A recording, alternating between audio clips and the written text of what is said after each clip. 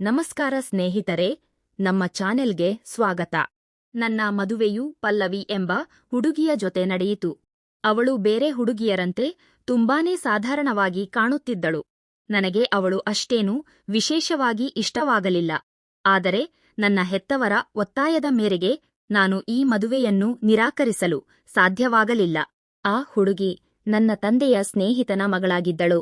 ಅವಳಿಗೆ ಬೇರೆ ನಗರದಲ್ಲಿ ಓದುತ್ತಿದ್ದ ಒಬ್ಬ ಸಹೋದರಿ ಇದ್ದ ಕಾರಣ ಮದುವೆಯನ್ನು ಆತುರದಲ್ಲೇ ನಿಶ್ಚಯಿಸಲಾಯಿತು. ನಾನು ನಿಮಗೆ ಹೇಳಿದಂತೆ ಮದುವೆಯ ಸಮಯದಲ್ಲಿ ಪಲ್ಲವಿಯ ತಂಗಿ ಸಿಂಚನಾ ತನ್ನ ಪರೀಕ್ಷೆಗಳ ಕಾರಣದಿಂದ ಊರಿನಲ್ಲಿ ಇರಲಿಲ್ಲ. ಆದ್ದರಿಂದ ಅವಳು ಮದುವೆಗೆ ಹಾಜರಾಗಲು ಸಾಧ್ಯವಾಗಲಿಲ್ಲ. ಈಗ ಅವಳ ಪರೀಕ್ಷೆಗಳು ಮುಗಿದಿದ್ದು ಅವಳಿಗೆ ರಜೆ ಸಿಕ್ಕಿದೆ. ಅವಳು ನನ್ನನ್ನು ಮತ್ತು ತನ್ನ ಸಹೋದರಿಯನ್ನು ಭೇಟಿಯಾಗಲು ಕಾತುರದಿಂದ ಕಾಯುತ್ತಿದ್ದಳು. ಅವಳು ಬಿಜಾಪುರದ ಮನೆಗೆ ಬಂದು ನನಗೆ ಕರೆ ಮಾಡಿ, ಹಲೋ ಬಾವಾ, ನಮಸ್ಕಾರ, ನಾನು ನಿಮ್ಮ ಹೆಂಡತಿಯ ತಂಗಿ ಸಿಂಚನಾ, ನೀವು ನನ್ನನ್ನು ಗುರುತಿಸುತ್ತೀರಾ ಎಂದು ಕೇಳಿದಳು. ನಾನು ನಮಸ್ಕಾರ ಹೇಳಿದೆ. ಆದರೆ ನನಗೆ ನಿಮ್ಮ ಹೆಸರು ಮಾತ್ರ ಗೊತ್ತು. ನೀವು ಮದುವೆಗೆ ಬರಲಿಲ್ಲ. ಹಾಗಾಗಿ ನಾನು ನಿಮ್ಮನ್ನು ಹೇಗೆ ಗುರುತಿಸಲಿ ಎಂದೆ. ಅದಕ್ಕೆ ಸಿಂಚನಾ, ಬಾವಾ, ಪರೀಕ್ಷೆ ಮುಗಿದ ತಕ್ಷಣ ನಾನು ಓಡಿ ಬಂದಿದ್ದೇನೆ. ನಿಮ್ಮನ್ನು ಮತ್ತು ಅಕ್ಕನನ್ನು ನೋಡುವ ಹಂಬಲ ನನಗಿದೆ ಎಂದು ಉತ್ಸಾಹದಿಂದ ಕೇಳಿಕೊಂಡಳು. ಆಗ ಆದರ್ಯ, ಸರಿಯಾಯಿತು ಸಿಂಚನಾ, ನಾನು ಸಂಜೆ ನಿನ್ನನ್ನು ಕರೆದುಕೊಂಡು ಹೋಗಲು ಬರುತ್ತೇನೆ ಎಂದು ಹೇಳಿದನು. ಸಿಂಚನಾ ಕೂಡ ಸಂತೋಷದಿಂದ ಒಪ್ಪಿದಳು. ಸಂಜೆ ಆದರ್ಶ ತನ್ನ ಅತ್ತೆ ಮಾವನ ಮನೆಗೆ ಹೋದನು. ಸಿಂಚನಾ ತನ್ನ ಕೋಣೆಯಿಂದ ಹೊರಬಂದ ತಕ್ಷಣ ಆದರ್ಶ ಅವಳನ್ನು ನೋಡಿ ಬೆರಗಾದನು. ಅವಳು ಅತ್ಯಂತ ಸುಂದರಿಯಾಗಿ ಕಾಣುತ್ತಿದ್ದಳು. ಅವಳ ರೂಪವನ್ನು ಕಂಡು ಆದರ್ಶನಿಗೆ ಆಶ್ಚರ್ಯವಾಯಿತು. ಇವಳು ನನ್ನ ಅತ್ತಿಗೆ ಸಿಂಚನಾ, ಪಲ್ಲವಿಗಿಂತಲೂ ತುಂಬಾನೇ ಸುಂದರವಾಗಿದ್ದಾಳೆ.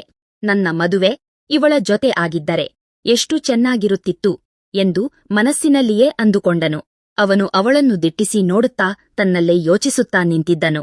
ಅವನ ಹತ್ತಿರ ಬಂದ ಸಿಂಚನಾ ಚುಟುಕಿ ಹೊಡೆದು, ಏನ್ ಬಾವಾ, ನನ್ನನ್ನು ನೋಡಿ ಬೆರಗಾದಿರಾ? ನಾನು ಅಷ್ಟು ಸುಂದರವಾಗಿದ್ದೇನಾ ಎಂದು ನಗುತ್ತಾ ಕೇಳಿದಳು. ನಂತರ, ಬಾವಾ, ಇವಾಗ ಬೇಗ ಹೋಗೋಣ, ಅಕ್ಕನನ್ನು ನೋಡಲು ನನಗೆ ಆತುರವಾಗಿದೆ ಎಂದಳು.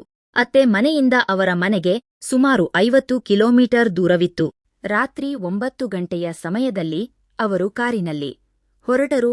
ದಾರಿಯಲ್ಲಿ ಹೋಗುವಾಗ ಆದರ್ಯ, ಸಿಂಚನಾ, ನೀನು ತುಂಬಾ ಸುಂದರವಾಗಿದ್ದೀಯಾ.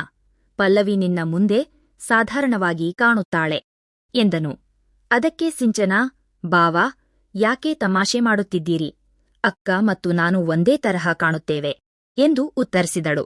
ಆದರ್ಶ ಮತ್ತೆ, ಇಲ್ಲ, ನೀನು ಅವಳಿಗಿಂತಲೂ ಆಕರ್ಷಕವಾಗಿದ್ದೀಯಾ. ನಾನು ನಿನ್ನನ್ನು ಮೊದಲೇ ಭೇಟಿಯಾಗಿದ್ದರೆ ನಿನ್ನನ್ನೇ ಮದುವೆಯಾಗುತ್ತಿದ್ದೆ ಎಂದನು. ಸಿಂಚನಾ ನಗುತ್ತಾ, ಬಾವಾ, ಈಗ ನೀವು ಅಕ್ಕನನ್ನು ಮದುವೆಯಾಗಿದ್ದೀರಿ, ಹಾಗಾಗಿ ಅವಳ ಮೇಲೆ ಮಾತ್ರ ಗಮನಹರಿಸಬೇಕು ಎಂದು ಬುದ್ಧಿಮಾತು ಹೇಳುವಂತೆ ಮಾತನಾಡಿದಳು.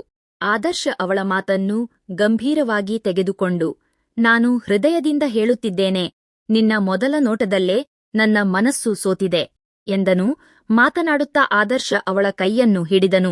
ಸಿಂಚನಾ ಸ್ವಲ್ಪ ಮುಜುಗರ ಅನುಭವಿಸಿದರೂ ಸುಮ್ಮನಾದಳು.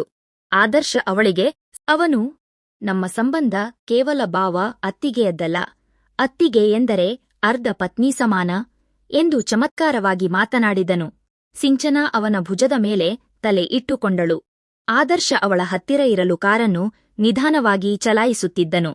ದಾರಿಯುದ್ದಕ್ಕೂ ಅವರ ನಡುವೆ ಆಪ್ತವಾದ ಮಾತುಕತೆಗಳು ಮುಂದುವರಿದವು. ಕಾಲೇಜಿನಲ್ಲಿ ನಿನಗೆ ಯಾರಾದರೂ ಸ್ನೇಹಿತರಿದ್ದಾರಾ ಎಂದು ಆದರ್ಶ ಕೇಳಿದನು.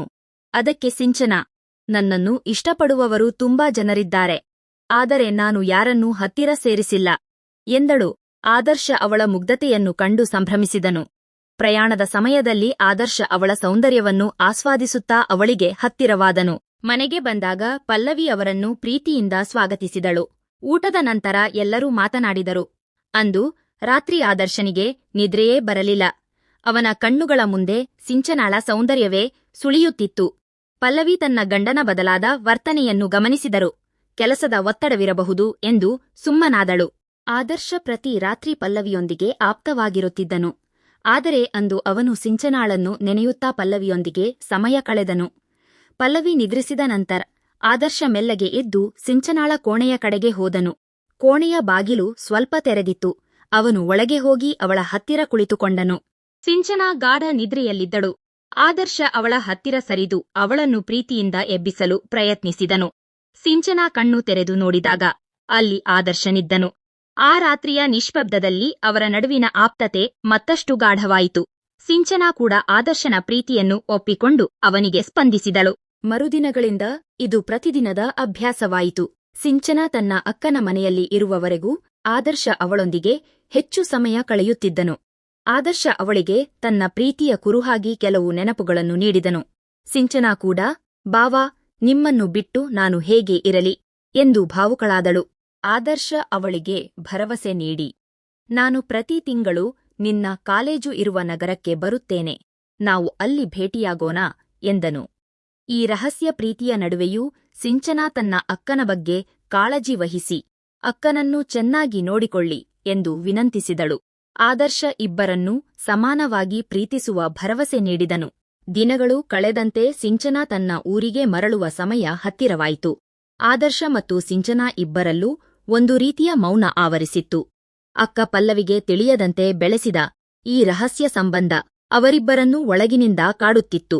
ಆದರೂ ಆದರ್ಶ ಕೊಟ್ಟ ಭರವಸೆಯ ಮೇಲೆ ಸಿಂಚನಾಳಿಗೆ ನಂಬಿಕೆಯಿತ್ತು. ಸಿಂಚನಾ ಹೊರಡುವ ದಿನ ಪಲ್ಲವಿ ತನ್ನ ತಂಗಿಯನ್ನು ಅಪ್ಪಿಕೊಂಡು ಕಣ್ಣೀರು ಹಾಕಿದಳು. ಬೇಗ ಮತ್ತೆ ಬಾ ಸಿಂಚು, ನಿನ್ನಿಲ್ಲದೆ ಮನೆ ಖಾಲಿ ಎನಿಸುತ್ತದೆ ಎಂದಳು. ಸಿಂಚನಾ ತನ್ನ ಅಕ್ಕನ ಮುಗ್ಧತೆಯನ್ನು ನೋಡಿ ಮನಸ್ಸಿನಲ್ಲಿಯೇ ಕ್ಷಮೆ ಕೇಳಿಕೊಂಡಳು. ಆದರ್ಶ ಅವಳನ್ನು ಬಸ್ ನಿಲ್ದಾಣಕ್ಕೆ ಬಿಡಲು ಹೋದಾಗ ದಾರಿಯುದ್ದಕ್ಕೂ ಅವರಿಬ್ಬರೂ ಮಾತನಾಡಿಲ್ಲ. ಬಸ್ ನಿಲ್ದಾಣದಲ್ಲಿ ಬಸ್ ಹತ್ತುವ ಮೊದಲು ಆದರ್ಶ ಸಿಂಚನಾಳ ಕೈಹಿಡಿದು, ನಾನು ಹೇಳಿದ ಮಾತು ನೆನಪಿರಲಿ, ಮುಂದಿನ ತಿಂಗಳು ನಾನು ನಿನ್ನ ನಗರಕ್ಕೆ ಬರುತ್ತೇನೆ, ನಮ್ಮ ಈ ಪ್ರೀತಿ ಹೀಗೆಯೇ ಮುಂದುವರಿಯುತ್ತದೆ ಎಂದು ಭರವಸೆ ನೀಡಿದನು. ಸಿಂಚನಾ ಮುಗುಳ್ನಕ್ಕು, ಬಾವಾ, ಪ್ರೀತಿ ಇರಲಿ, ಆದರೆ ಅಕ್ಕನ ನಗು ಮಾತ್ರ ಮಾಸಬಾರದು ಎಂದು ಹೇಳಿ ಬಸ್ ಹತ್ತಿದಳು. ಮನೆಗೆ ಮರಳಿದ ಆದರ್ಶನಿಗೆ ಈಗ 2 ಜವಾಬ್ದಾರಿಗಳಿದ್ದವು. ಒಂದು, ತನ್ನ ಪತ್ನಿ ಪಲ್ಲವಿಯೊಂದಿಗಿನ ಸಂಸಾರವನ್ನು ನಿಭಾಯಿಸುವುದು. ಇನ್ನೊಂದು, ಸಿಂಚನಾಳ ಮೇಲಿರುವ ತನ್ನ ಅತೀವ ಆಕರ್ಷಣೆಯನ್ನು ಗುಟ್ಟಾಗಿ ಕಾಪಾಡಿಕೊಳ್ಳುವುದು. ಅವನು ಪಲ್ಲವಿಯ ಹತ್ತಿರ ಕುಳಿತು ಅವಳನ್ನು ಪ್ರೀತಿಯಿಂದ ಮಾತನಾಡಿಸಿದನು. ಪಲ್ಲವಿಗೆ ತನ್ನ ಗಂಡ ಬದಲಾಗಿದ್ದಾನೆ ಎಂಬ ಅರಿವಿರಲಿಲ್ಲ. ಅವಳು ಅವನ ಪ್ರೀತಿಯಲ್ಲೇ ಸುಖ ಕಂಡಳು.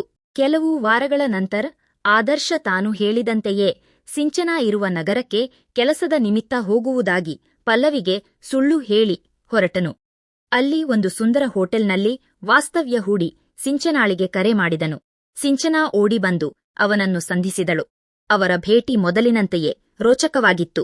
ಆದರೆ ಈ ರಹಸ್ಯ ಸಂಬಂಧ ಎಷ್ಟು ದಿನ ನಡೆಯುತ್ತದೆ ಎಂಬ ಆತಂಕ ಅವರಿಬ್ಬರನ್ನೂ ಕಾಡುತ್ತಿತ್ತು. ಆದರ್ಶ ಸಿಂಚನಾಳ ಸೌಂದರ್ಯಕ್ಕೆ ಮರುಳಾಗಿದ್ದರೂ ಪಲ್ಲವಿಯ ನಂಬಿಕೆಯನ್ನು ಕಳೆದುಕೊಳ್ಳಲು ಸಿದ್ಧನಿರಲಿಲ್ಲ.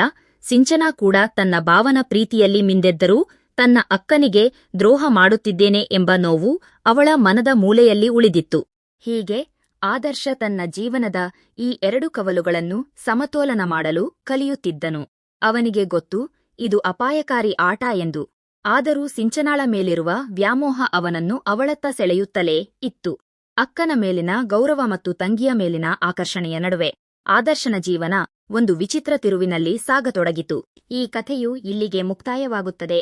ಈ ಕಥೆ ನಿಮಗೆ ಇಷ್ಟವಾಗಿದ್ದರೆ ಲೈಕ್ ಮಾಡಿ, ಶೇರ್ ಮಾಡಿ ಮತ್ತು ಸಬ್ಸ್ಕ್ರೈಬ್ ಮಾಡಿಕೊಳ್ಳಿ. ಧನ್ಯವಾದಗಳು.